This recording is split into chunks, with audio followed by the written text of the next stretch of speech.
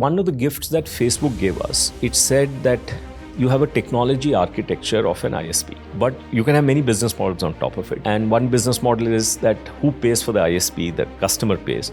Another is the content provider pays. The third is that both pay. And the US back in time had chosen a model where they said the customer pays. And they had a reason for it. They called it net neutrality. And that had worked for a long time. And then Facebook came to India in 2014, 2015, and they say, hey, you're a poor country, your customers can't pay, and let us as content providers pay. And they literally asked for an exception there. And they called it free basics. And they said the benefit of that is that the customer gets ISP for free, right? Isn't that a good thing? And that led to a very significant debate inside the country as to what would be right or not. And a Save an Internet campaign came, here in Bangalore. It was a very collaborative effort. In fact, 2 million certified signatures were submitted.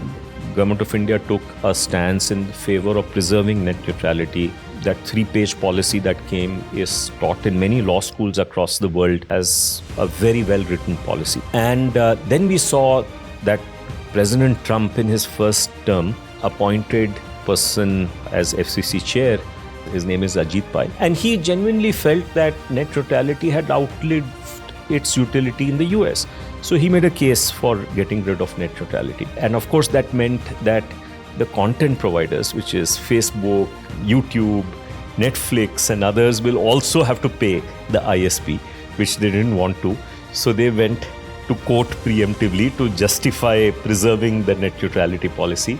And the same Facebook, which had insisted on removing net neutrality here, was now defending net neutrality here, using that 3-page policy that we had created to basically preserve our net neutrality.